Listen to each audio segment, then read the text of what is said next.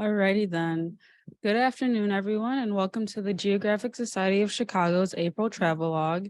I'm Judy Profit from the GSC office, and I'll be moderating today's webinar. Just a reminder, if you have any questions throughout the presentation, please post them in the Q&A box at the bottom of the screen, and we'll do our best to get to them at the end of the webinar, time permitting. If this is your first time attending a GSC event, welcome and thank you for tuning in. The Geographic Society of Chicago has educated the public about geography and its important uses since 1898. Today's GSC trains students in the latest geospatial technologies. Through services such as our geospatial technology programs, we offer unique educational experiences that harness the power of maps and the integrative tools of GIS, or Geographic Information Systems, to solve environmental and community issues. Together, our board and membership provide education opportunities for students and educators, assist in building geographic materials, collections in educational and cultural institutions, promote new and emerging technologies in problem solving, and much, much more. Today's travelogue presenter is Carmen Masó. Carmen will share her personal experiences in Barcelona and its surrounding areas. Carmen, thank you for being with us today and presenting on Barcelona. Thank you, Judy, for that introduction. And yes, I'm going to be sharing my experiences of Barcelona and some of its surrounding areas. I recently did a trip with my sister Adriana, and we spent a few days in Barcelona. But our main, no, I can't. Okay, here we go. Our main reason to visit was to visit my friends that now live in La Meia de Mar. It's a small town just outside Barcelona, about 2 hours by train, for their annual festival, the Candelera. But I also want to share you a few of my favorites. I did my junior year in Spain, in Barcelona, and I've gone back several times. And I think through this presentation, you see how much I love the city and its surrounding areas. So let's just start for a little bit geography. We are a geography organization. So Barcelona is the capital of Catalonia. I like to say Catalunya, as they say in Barcelona. And it is 90 miles south of the French border. And I think it really does influence Barcelona a lot, especially in its language, Catalan. Catalan is a little bit of a mix of Spanish and French. So if you know a little French, you know a little Spanish, you'll be able to follow along a little bit and read some of the signs, because now everything is in Catalan. And when I studied there in 83, it was just after the Franco reign, and Catalan was very much not allowed to be spoken in public. And it was very much survived by the people teaching their children at home, and also in the smaller communities outside of Barcelona and in Catalonia. So when I got there in 83, they were just getting their first radio station, their first newspaper, and it is very much a pride for all Catalonia, all the Catalans, to know the language. I mean, they're bilingual. They all speak Spanish and Catalan. And now if you live there, they will provide, the government provides free courses to foreigners to learn the language. So it's also Spain's major port. And when you're in Barcelona, you'll notice all the ships, and also all the cruise ships that are out there along the port there. And Hans Christian Andersen had named Barcelona the Paris of Spain. And I think that really explains a lot of Barcelona. It is very different from the rest of Spain. And it feels more like, a lot of people say they feel like they're more in Europe in Barcelona than they are in the rest of Spain. And that's one thing about Spain. You can't just say you've been to Madrid and you've been to Barcelona if you've seen Madrid, you've seen Spain. You need to travel all parts of Spain, because every part is very unique. Here's another nice little map of Barcelona. And Barcelona is bound by the Mediterranean Sea on the east.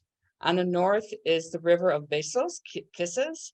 On the south is La Barat, I know I'm saying that wrong, river. And then to the west is this mountain range. And the most highest part is Tibidabo, which is about 1,680 feet and is the highest point in Barcelona.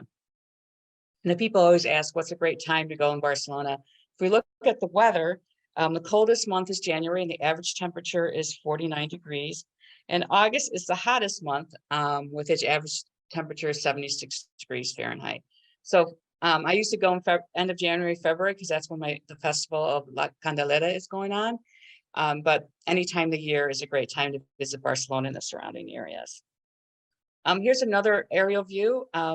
So here we see the old Gothic quarter of the Barrio Gótico, which we spent a lot of time during our present visit. And then this other area looks all nicely squared out. That's La Exemplia, and that's more the newer part of Barcelona. This trip, we stayed near Sants Station, which is their main train station, and not too far from the Plaza de España.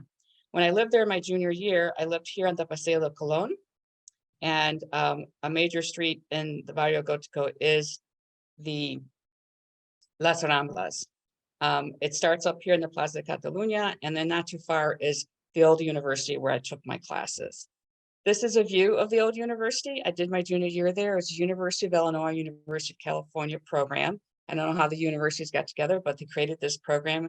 And all our classes are in Spanish, and they were taught by Spanish professors. When I was there, some students were trying to take classes at the main part of the university. And back then, all the classes they would said they were being taught in Catalan or taught in Spanish. Some of the students were going to take just a regular course, audit it, and when they get there the first day, the professor goes, anybody mind if we teach this in Catalan? Of course, no one said no, so the classes were taught in Catalan. So it was not easy for us to take regular classes, but these courses that were offered to us were things similar we would take here in the States. Now, my trip with my sister Adriana, we stayed, as I said, near Plaza España. And right near the Plaza España is the old bullfighting ring, which is these pictures here. Now, when I was there in '83, it was just closed up. Bullfighting ring was not a big thing for Barcelona. It was something that was added during the Franco years. So it was just a boarded up building. So what they did, they made it a shopping mall. And what you can do, there's an elevator outside that you can take up to see the view, or do what we did. We went inside and took the free escalators all the way to the top. And just outside of the bullfighting ring is this plaza and it has a sculpture of Juan Monroe, which is, this is called the Bird. And if Juan Monroe is one of Catalan's big sculpturists, and if it looks something familiar to what we have here in Chicago, there is another Monroe sculpture that is out there outside of Daly Center.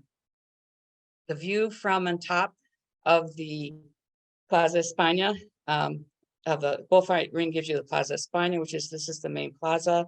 And then over here, you head through the plaza that's the art museum of Catalonia, and all the Catalan art.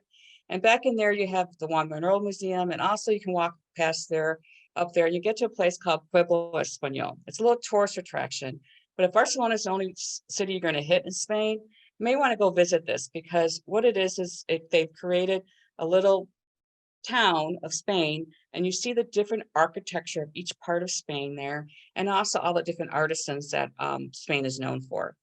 Also back through in here, a lot of the venues they used for the 1992 Olympics. And if I'm not mistaken, is one of the last Olympics that really was profitable. Barcelona still uses all those venues for a lot of different events, for concerts, for meetings, and so forth. And this radio tower here was built for the Olympics. These nighttime pictures are from a time I went in November, and they do have, in the past, you had light show with the fountain right there. And on top of, as you can see, we're on top of the bullfighting ring. You can get a nice view.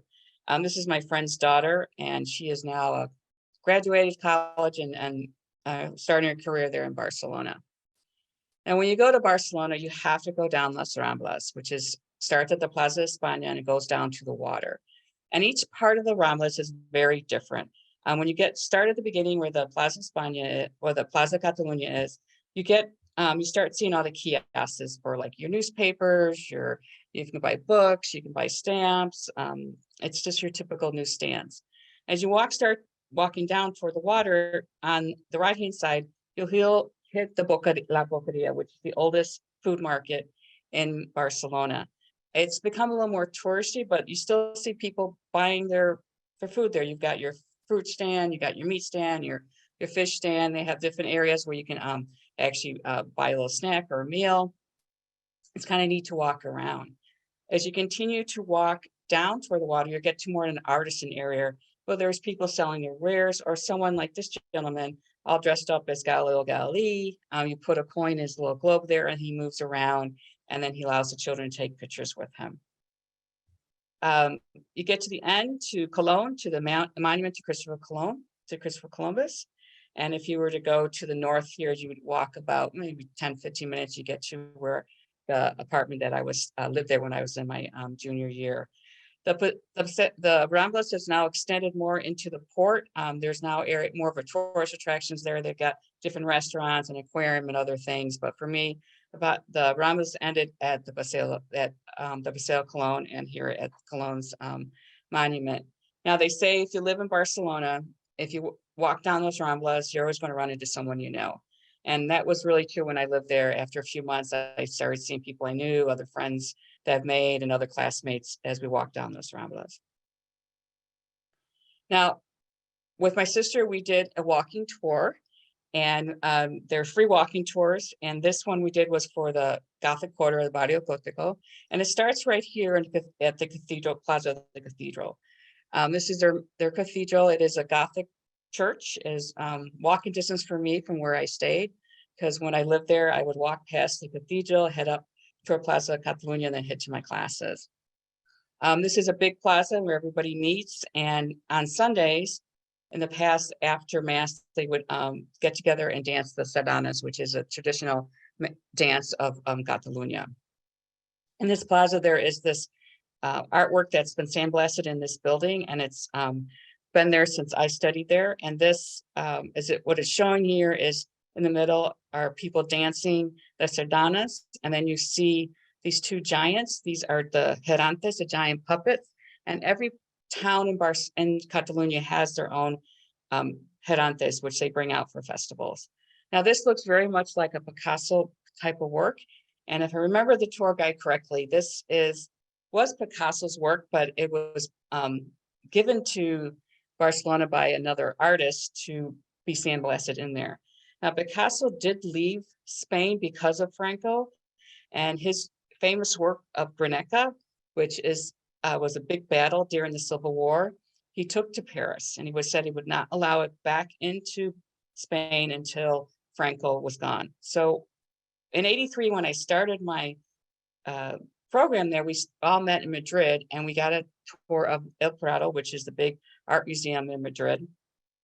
And it just had happened that they created a whole new section just for El Guernica, which is you start off seeing all the sketching that Picasso did, and then you actually get to the artwork. And I was so impressed by it. It was an amazing piece of artwork. Really told you the struggles that went during that Civil War battle, all the people that were innocently killed and everything. And I didn't really think about it till later, but this was a big deal that it was back in Spain, and that they were honoring it, and it's still there in that same type of room, separated as its own piece of work and its own gallery. Now, if you want to see Picasso's work, some of his more earlier work in Barcelona, there is a Picasso museum right there in the Gothic quarter.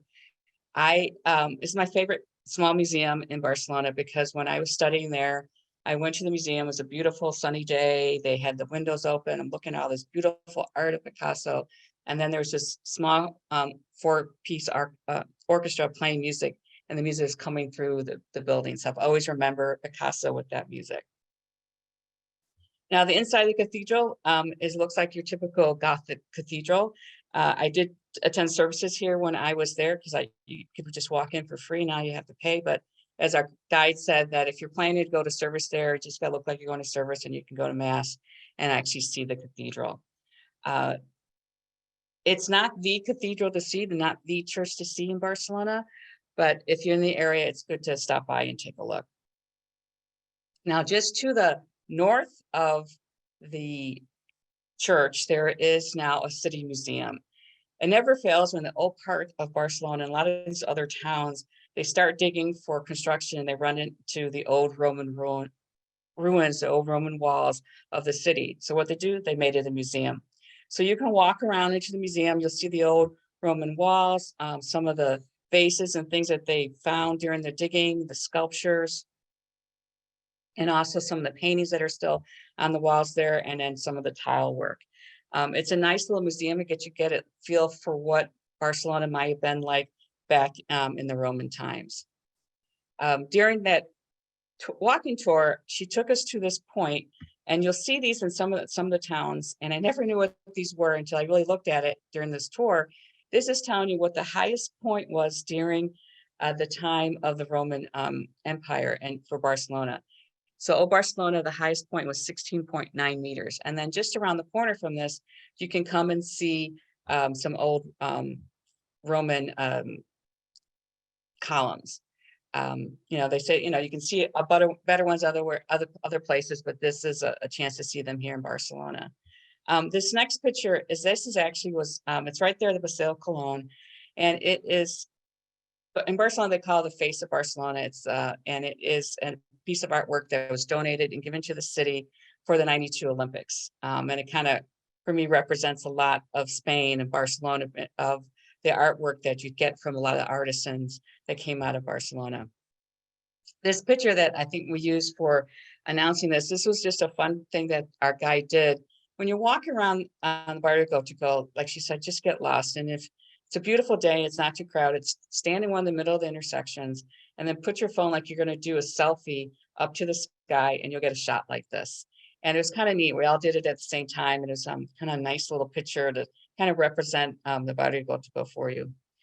Another area in the Barrio Gótico, and this would be just to the north of the cathedral, across the major street called Via Laietana. It's spelled Laietana. I have a struggle with some of the street names because when I was here, they're all in Spanish, and now they've transferred them all into Catalan. But anyway, this is one of the old markets. It used to be a large market in the Born district, and it was closed, and they decided, well, let's build something else. And they started digging. Guess what? They found some more Roman ruins. So what they did is made it a museum, and it's a free museum. You can just walk in. It's closed on Mondays, but you can just walk in. There's other little shops in the area or on top, but you can get a feel for what the homes were like. And outside of the main doors, they actually continue in the tile work there, and on the roads, they kind of show you how the buildings were extended out and the size of all these homes. So it kind of gives you a feel for what old Barcelona was like. Also in the Barrio Gótico is this, the Palau de Música, the Music Palace. And this was built, I believe in the 19th century, 1900s and so, and it was built for Catalan music to honor the working class and the music of Catalonia. And there was a rich Catalan that had it built, and it's a very beautiful, ornate building. I went to a concert there once, so it's beautiful to walk in. You can get a tour of the building, but you'll also, wonderful to sit in and listen to the music if you ever have a chance to go to a concert there. And it's reasonably priced. It's for the working class. It's for people to get to know about Catalan music and Catalan life. Our guide also said they had a really nice cafe there if you wanted to go have lunch. And that's one thing, when you go to Barcelona and other parts of Spain, the main meal is in the middle of the day, and they usually start their comida around 1:32. And what our guide said is just go get lost and look for a restaurant and look for their menu of the day, and menu del dia. And outside they'll have a sign saying what the first course is, what the second course options are, and then you also get a dessert and then wine and water for drinks. And look at something, does it look good to you? Walk in and get the menu of the day, because you're going to get a great meal for a great price. I think the most we paid was $12 or $14 for a 3-course meal. Also in the Barrio Gótico is this church is Santa Maria del Mar, Our Lady of the Sea. And this church was built by the tradesmen of the community there. When I was there in '83, it was very much a working class neighborhood. It was tradesmen of all types, a lot of sailors in the area because they're right by the port. It's a beautiful church. Unfortunately, I don't have a good picture of the stained glass window. That's what it's known for. But it's kind of neat that the church was built by the community with their hands and on all their funding. So and it continues to be a beautiful place for church. But the church you have to see when you're in Barcelona is La Sagrada Familia. This is Gaudi's one of Gaudi's major works, if not his major work in Barcelona. Antonio Gaudí was born in Reus, which is a small town outside of Tarragona, just south of Barcelona, in 1852, and he died June 10th, 1926. As the story goes, he was in the Barrio Gótico. He was very much a religious man, was going to church and confession, and is heading back toward the Sagrada Familia to continue his work. He got hit by a tram. Now, he's somebody that was never really well dressed. He almost looked like he was a bum, and that's what people thought he was, a bum. And what happened, people finally figure out this man needed help, figure out who he was. He was brought to the hospital, and he died from his injuries. Now, what they did for him, they had a huge funeral procession and went through most of Barcelona, and everybody came out to give his last respects to him, and it ended up at the Sagrada Familia, and that's where he is buried in the crypt there. Now the church was not finished. He left. He was somebody that did a lot of things by trial and error, by model.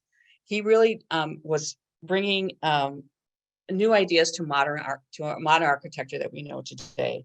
And there are so many different buildings in Barcelona that really are the works that he did, and it has influenced a lot of artisans. And one thing that he really wanted to do was always, as it says in this quote, was to bring three great books that were part of his life. That was the book of nature, and the book of the Holy Scripture, and the book of the literature into his work, and especially to the Sagrada Familia. So when I was there in '83, this picture here on your right, this is the facade of the Nativity, and that was all that was completed. So the artisans and the architects since then have been working on all the models that he left to figure out how he was going to finish this building. So when I went there, a couple of my sisters came to visit me, and she was just like, "Why is Carmen taking us to see this wall?" Well, when she went with her daughters in the late, about 10, 15 years ago, she showed the kids, this is all we saw. And when they came, they saw the rest of the church. Even though it's still being built, it was consecrated as a basilica in 2010. Pope Benedict XVI came and consecrated as a place of worship. So this is the side of the facade of the Nativity, and over here on this one is the facade of the Passion of our Lord. If we take a closer look at the Nativity side, you'll see it tells you the whole story of the Nativity of Jesus, Mary, and Joseph on the donkey toward Bethlehem. Jesus is the Nativity scene, and then the three kings coming to visit Jesus in the manger. Now, as you can see, the facade of the Passion is very distinctly different. This was really recently built. It was built way after Gaudi, but you can see the architects are bringing in their own spirit, their own ideas, but also honoring what Gaudi was thinking for this basilica. This here is right over the doors, and this is one of the Stations of the Cross, where you have Veronica, who has just wiped off Jesus's the blood from Jesus's face, and then his face ended up being enshrined in her cloth. There are so many different things to see on both these facades and all the other parts of outside the church before you even get in. And there is a museum attached there. And one year when I went to the museum, and they talked about this cryptogram, and I didn't see it, so I went out to go find it. And basically what this is showing is no matter which way you add up the numbers, diagonal, horizontal, or vertically, they add up to 33, the age of Jesus when he was crucified. This is the entrance to the side of the facade of the Passion. And then even the doors are have a lot of history there too, and stories. So this is the facade of, on this side of the church. It contains the text of the Gospel of St. Mark and St. John, with the recent account in the last days of Jesus's life. And this is written in Catalan, and which is really a big thing for those there at the cathedral. It is the Basilica. It's important to honor that language of the community.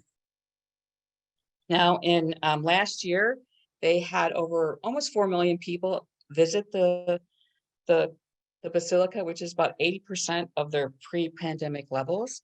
And their goal was to finish the Basilica in 2026, which had been 100th anniversary of the death of Gaudi.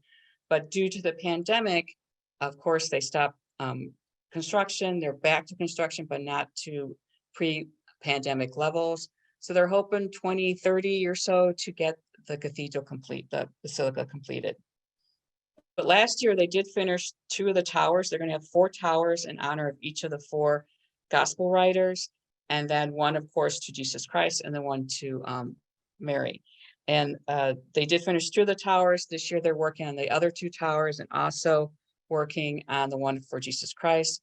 They're also are working to do some restoration on the original facade of the nativity scene, since that was done first, and of course has had a lot of soot and stuff put on it. This is actually a picture of the main door that Pope Benedict opened to open up to the basilica, and it is the words in there is the Our Father, again in Catalan. But you ought to notice that the artisan what he did was he put in gold A and G to honor Antonio Gaudí. But all around this wall is the Our Father in 50 languages. Now the basilica is about 45,000 square feet, and it can hold up to 8,000 people for worship. I don't know if they've had 8,000 people there since the pandemic, but when you walk in, it's a very massive, huge church. This door here is about 5 meters tall. When you walk in, you see so many different types of symbology going in the church. And up here, we did a guided tour. So if you go, you have the choice to do an audio tour. The audio tour is very well. I've done that as well. But my sister, let's do the guided tour. And I recommend buy your tickets straight from the cathedral website and buy them ahead of time so you do not have to wait in line. But someone had asked about these sculptures up on top, and this kind of represents the host in the Catholic Church, and it's a symbology that kind of shows you have a sun, like the sun, and then the host in the middle, like the Son of God. And this all comes from when the missions Spanish missions went to the Americas and wanted to convert everybody to Catholicism, and they realized people were honoring their sun god. So they kind of represent, well, our God is the Son of God, so they would have a figure of the sun and then put the host in the middle. And now you see this symbology in all Catholic churches in the tabernacle. So I think it was kind of neat that they pointed that out, and they have that a different kind of symbology like that throughout the church. These are the 4 gospel writers that that the towers are being built. Mark, of course, it's all written in Catalan: Mark, Matthew, Luke, and John, and then their symbol for each one. And like Mark is the eagle, lion for Luke, the eagle for John, and the angel for Matthew. But the thing about the cathedral, the basilica, which I really love, and they do recommend you go during the day, early in the day, because you get all the sunlight coming in. You get you see all these stained glass windows have been built together, and you feel like you're walking in a forest. And that's what Gaudí wanted. You wanted to feel like you were in nature, able to pray and be that you're there on your own, but you're there in a community. Now, there's a lot of things to see. There's so many different things. Every time I've gone, I think I've visited this church about 4 or 5 times, and everything is new different to me because every time there's something being built, being updated, and so forth. Now, when you get your ticket, you get a tour, but you also get a chance to go up one of the towers. And when I was there and studying, you walked up the tower, and then you walked down the tower in these spiral staircases. Now they have an elevator that takes you up, but you still have to walk down. This time when we went in, it was kind of funny because, normally I don't have problem going down this circular tower, but what happened is the people in front of me were nervous. So they would stop and take a picture, but they're super nervous, wouldn't go down. And I kept on tripping. I said, be careful. I'm like, you are not walking, you're making me nervous. But generally it's an easy thing down. But if you can't make it down, they do have opportunities for those to take an elevator down. And when you get up there, again, you see his honoring Gaudí's work and ideas of bringing nature into the church, but also on the facade. You'll see things like this where it's representing, this is a chalice for the wine and the grapes. This is the host. I'm not exactly sure what that is supposed to represent. Maybe it's someone thought it might have been corn. But you see all these different type of tile work throughout the outside of the church, and you can get up nice and close. That's my sister Adriana there, and you see all the different tile work. And that's one thing that Gaudi really wanted to honor all the tradesmen. His grandparents, his dads were coppersmithmen. They did a lot of different ironworks, and tile work was just something that was very important to him, and he wanted to incorporate it in his work. The other nice thing about going up the tower is get a nice view of Barcelona. You can see we had a really nice day this time. You can see the Mediterranean Sea there. This second picture here, that's Tibidabo, but you also get a nice view of the Exemple, seeing how it's all in a grid format, the newer part of Barcelona. Before we leave the cathedral, the basilica, I keep on saying cathedral, here's another view of the facade of the Passion. Every time you go, it really is different. It's a different feel from who you're there with, and also the work that they're doing. It would be interesting to see what will happen when it actually gets done. There's so much still more to do, but they are having services there. They do have mass. They do have other concerts there as well. And it is a neat place to visit. In the museum, there are things to see, and this is something I think that really represents Antonio Gaudí, this quote: "What must be always preserved is the spirit of the work. Its life will depend on the generations that transmit the spirit and bring it to life." And when I go to the Sagrada Familia, I really feel that the spirit of his work continues, but the new architects, the new artisan are bringing their own ideas and spirit, and it continues, and it continue feeling a wonderful place to visit. In the museum, this is a replica of what the tower will look for in honor of Our Lady. And then this is one of his models. Now he worked more on models, and it was all trial and error with him. And during the Civil War, a lot of his models were broken and ripped up by the Franco regime. But the architects were able to put things together. But this is one of the models that he had.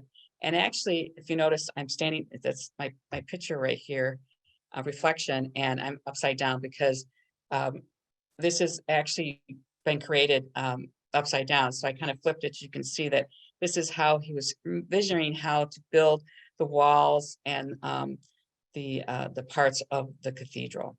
You see there's little people there. Now, another piece of work of Gaudí's is Park Güell. In the early 1900s, industrialist Catalan wanted to build a park and name it after himself, Güell, and this park would be a private residence. And he asked Gaudí to do the work. Well, the idea was to have 60 homes and have a park and just like its own community. It never got finished. There were 2 homes that were completed of the 60, but now this is all incorporated within Barcelona, and it's a beautiful park. And you'll see a lot of Gaudí's ideas in here of nature. And one of the famous things of this park is this lizard, and it's one of the main entrances into the park. He incorporates all the different tile work in.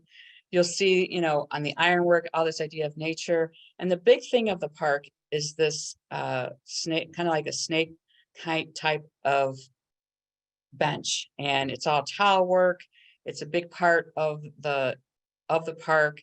When I studied there, you just walk in, it's free. You just enjoy the park. We go there and read our books or have a little picnic or something. Now there is a cost to go in, but it's a beautiful place to walk around and see the different ideas that Gaudí had in helping develop this. Should have been a private development. The 2 homes that were built, one of them is this one here that actually Gaudí lived in. And he lived in there until about 20 years before he died. His last 14 to 15 years, he lived actually in the workshop at the Sagrada Familia. He always liked to be closer to his work, but he lived there for several years with his a niece and his dad. When he passed away, this became a private residence. And then in 1963, it was given back to Gaudí Foundation, and it's now a museum. And you can see some ideas of his works. And he also did work in furniture. I mean, he was really interested in the different trades work. So you see it all incorporated in different things that he does. This is the other building, other house that was built and completed in the Parque Güell.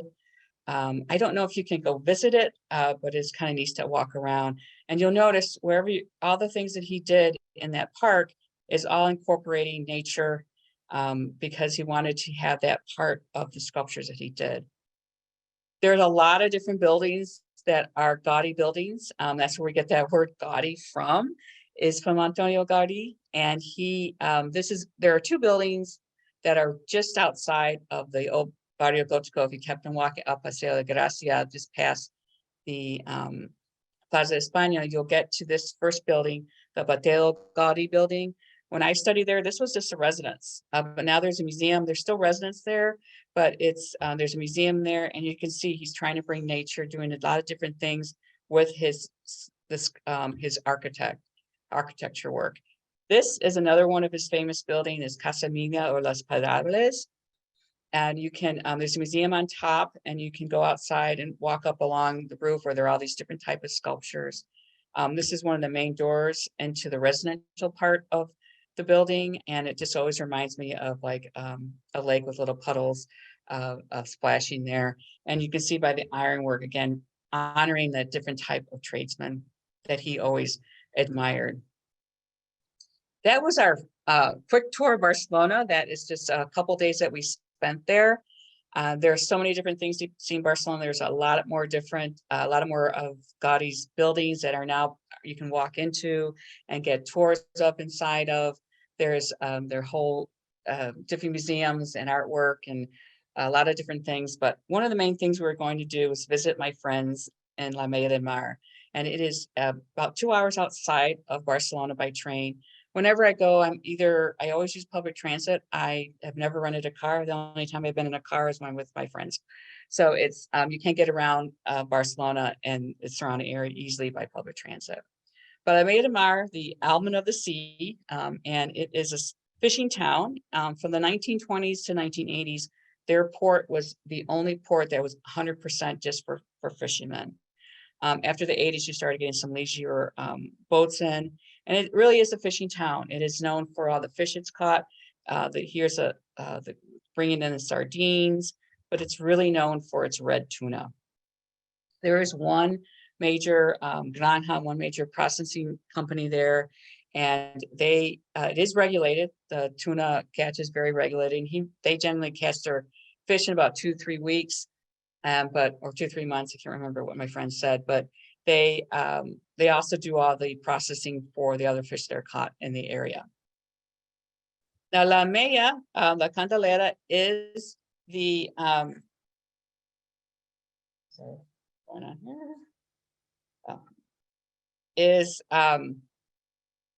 their major festival. It is February 2nd, and it is the festival of Our Lady of La Candelera, of Candlemas here in the States. And this Visca is what you'll hear people shout out during the main procession. And when my sister saw this, she asked me what it said. And we just gotten there and I'm like, I don't know what that is. And I thought it was 2 words, but it's basically Visca, which means viva or long live. So that's in Catalan. So every festival starts with an event, and this is very much a family event. And you can see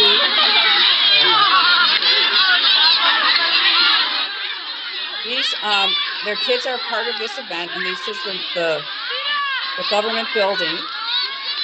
And you can see it's not just the kids enjoying the candy being thrown out, but the adults also are. And this is how they start the festival. It is the first event, and the kids started off. Then that evening, they have the presentation of what I call the port. The senior class of the high school there, they are the leaders of the event, and they're always select one young lady and one young man to be like their king, queen, I guess is the way to translate it, but it's the main folks, and they start at the federal building, their government building, and walk to where they're going to start the presentation. And they have the senior class, and then there's young boys and girls also that are part of this, and I think they're like the 5th or 6th graders, and they're all dressed in the traditional clothing of La Maya. And what you'll see every day is people parading in these Hickory shed puppets, and then this year they had what they called Mariettes. These are women from the community who, in their high school years, they would do this. They would be the band trollers, and they decided to join up again 15 years ago, and they've been doing that at all the festivals in town in the area. But this is the last year they were doing it, so they were part of this procession. And what you'll see now is the main band for La Maya de Mar, and this is the music you'll hear throughout the week. It is a 5-day festival. The one thing you'll notice is very much a family event. It's not just adults in this band, you have kids involved as well. They all learn how to do this drum group, and they all move onto different drums that they continue. And there's always these big drums, and you just hear this as they're walking past this big town. And this is part of the festival. So that night they all get you see those young girls are wearing these sashes. Each of those sashes are something representing of the community. And now La Maya is probably about the size population of Lake Geneva, Wisconsin. And so each community, like their theater or the fishing group or all these different groups, will represent the young ladies and young men, and the girls get these slashes, which they get to keep.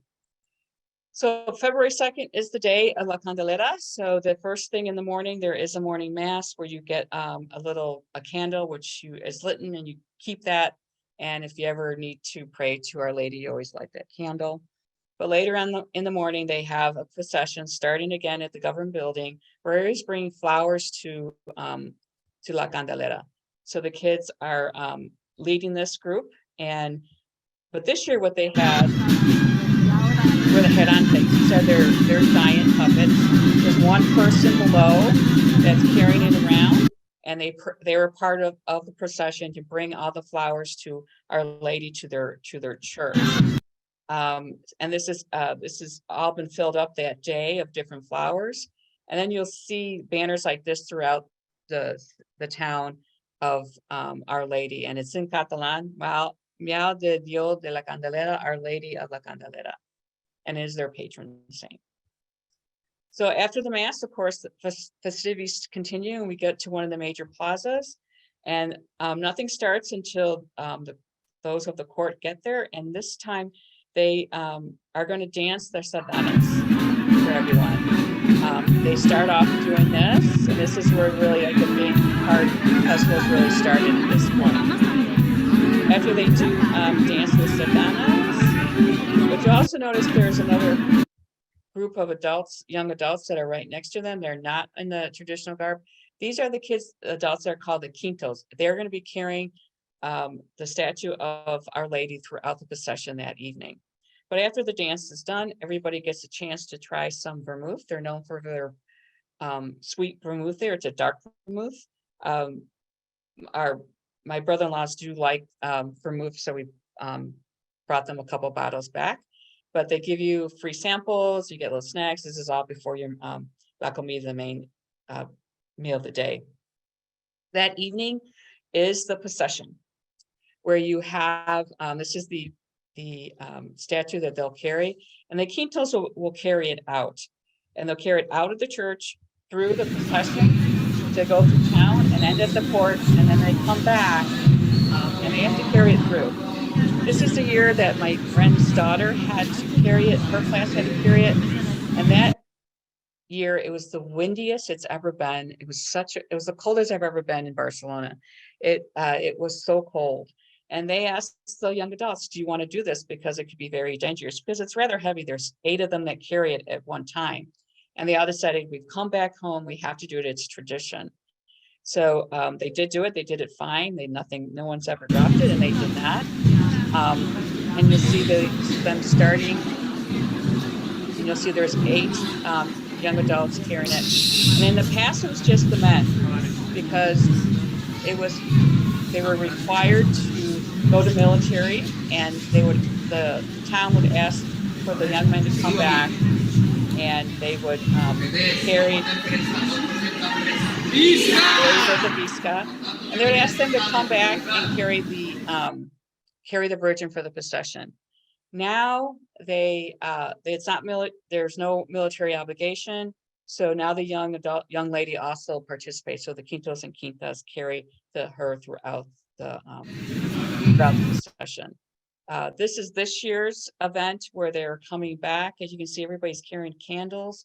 What you'll see when you're doing it, I didn't have a good shot, but the statue is carried down the middle of the street, and on the side, everybody's carrying these candles. And also behind Our Lady is the court, and then also the priest and other people who have made a promise or a pledge to Our Lady. And as part of their pledge, they walk behind her and to honor her for the help that she has given them. So the next day, February 3rd, is the Day of the Women, where the women come around and walk in throughout town. You kind of wake everybody up, and you hear this music. And they're walking all over with their with all the puppet heads. My friend Maria Pepe there, she's a part of the event, and it's 2 hours. They're going all over town, and they have one of the bands that will join them, and they walk around and get everybody going. So this is the whole group again, start and ending at their government building. My friend is also part of one of their drum groups, and that day their drum group was the ones that got everybody going to go to the main event of that day, which is to taste the red tuna. So this is her band. You can see there's young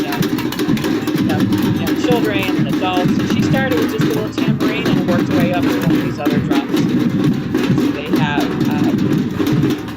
the young men, women, and young children of the court following them along. So that day we had a chance to the red tuna. And I'm not a sushi eater, but this tuna is only sushi I've ever had, and it's delicious. You also get a cup of kava with it. This year it was probably the crowdest they've had in a while. So you get one taste, and if you're lucky, you can get a second one. This year, some people did not get any because they ran out. Now, during the pandemic, they did not have the festival in 2020. So in 2021, they did have a smaller festival. So those who were supposed to do the parts in the Quintos in the 2020, they came and did it in 21, and then again in 22, everything was back to normal. And again, we were able to go this year. Also this year, every year there's something different about the festival. This year they invited all the other towns nearby to bring in their girantes, and they did a parade through town.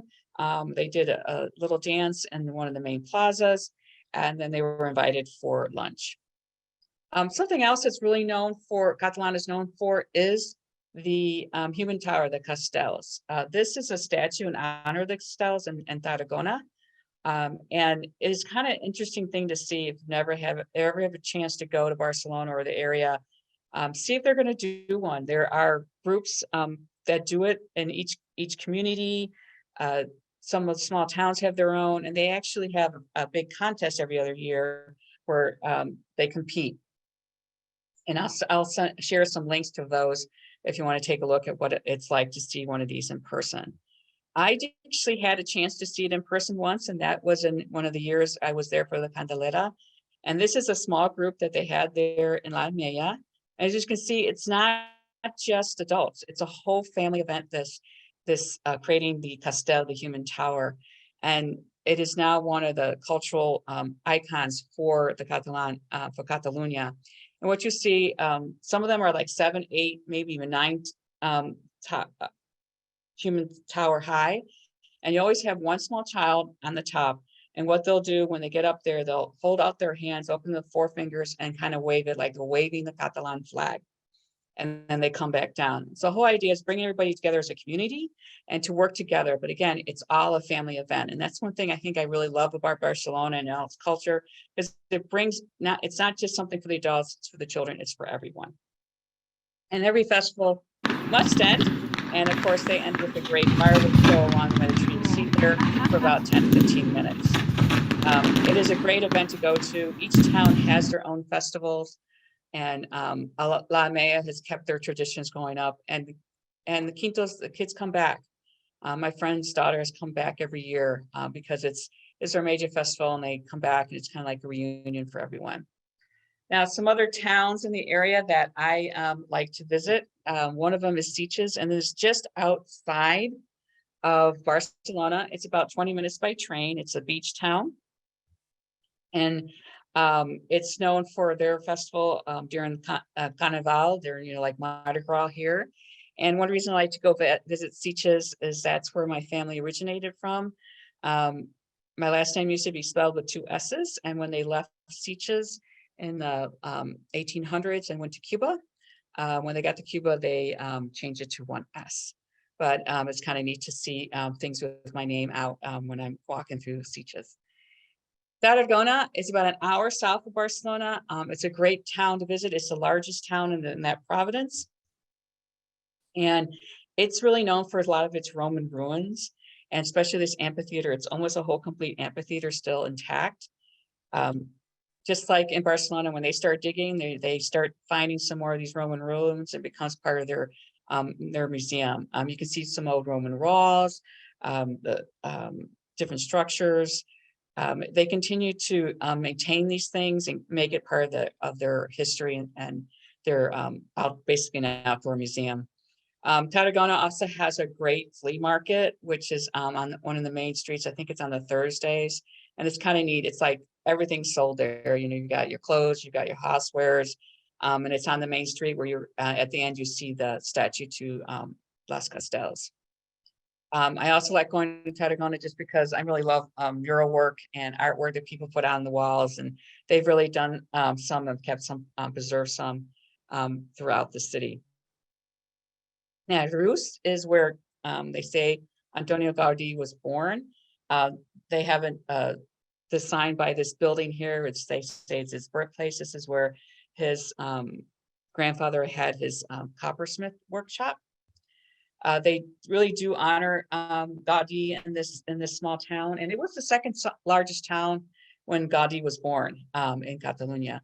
But it is just about 20 minutes outside of Tarragona by train. And so here's some sculptures kind of honoring him during his adolescence.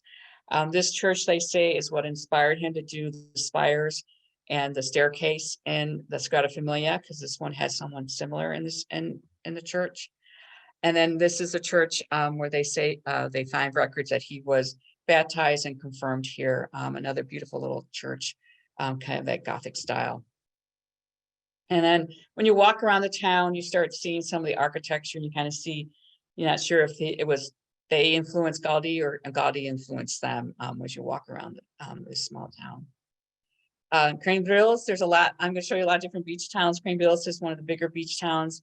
One year when I visit them, my friends had to work, so I just kind of took the train up to the next towns. And Crane-Brilles is a fishing town. They all have their history and their own different type of boats, which these are Cambril boats.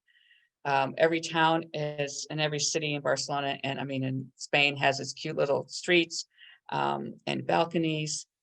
They really do remember the Civil War, and they have a lot of different buildings that they kind of give you the history, like this one that was confiscated during for use in the war. So there's a lot of different things that had happened in Catalonia during the war that they remember that history. Salou is, and as they say here, the Playa de Europa, the beach of Europe. It's another big beach town. There's a lot of condos that are owned by the French and English there, that they come back during the summer to enjoy the beaches in the area. And then Montblanc is not a beach town. For me to get there, I took the train to Tarragona and then took a bus. And this is just it's kind of nice to see the more interior part of Catalonia and seeing, again, some of their old Roman bridge and walls. And it's just a cute small community that keeps things pretty simple. It's just really nice to walk around and see it. With that is my tour of Barcelona and surrounding areas. As you can see, I do enjoy going back not only to visit my friends, but just to see Barcelona, how much it's changed, and get a chance to see other parts of Catalunya. And there are so many other towns that I didn't have a chance to include because I didn't have time to go through all my pictures. Girona, Montserrat, there's so many different things to see just outside of Barcelona. But the city itself, to give it its justice, that you end up spending a good week there. With that, I'll leave it open for any questions. Thank you, Carmen, for that presentation on Barcelona and its surrounding areas. We do have a couple of questions from so this first question is from Jackson Hartley. He asks, was Gaudi's portion of the basilica intentionally finished roughly, or was his plan to cover the area with another surface? His part, it was pretty much completed, the facade of the nativity, as I recall. And he continued he had that plan for the whole church. He passed away and then just had a chance to finish it. So they do want to finish it in his ideas, but the architects and artisans are bringing in their own work, their own vision into what Gaudi wanted. But the issue really is that since during the Civil War, they broke a lot of his models, they had to put those back together and figure out what he wanted to do. Do you know when that would be finished or no? They're hoping to get it finished in 2030. Their goal was 2026, and they were pretty much on it because that would have been the 100th anniversary of his death. But they're thinking 2030. But since they're able to close the top of the church, it is a place of worship now. It was consecrated as a basilica in 2010 by Pope. Okay, and then another question from Jackson is, were the celebrations suppressed during Franco's reign? What types of things were done to cancel the Catalan culture during the Franco years? As I recall, during the Franco years, the language, you could not speak Catalan in the public. There was no books, there was nothing in no street signs, anything was allowed. I think a lot of the festivals that were around the church, around Catholic faith, were continued. I don't know if they kept the Girantes, and I'm pretty sure they may have kept the human towers because that's something since the 18th century. So I lost my train of thought, but the whole idea of bringing it back, the language was what really keeps Catalan. To me, that's what's being Catalan, is knowing your language and that pride of that language. And they really are one of the parts of Spain that wants to separate. And their day of the Catalan Day is actually September 11th.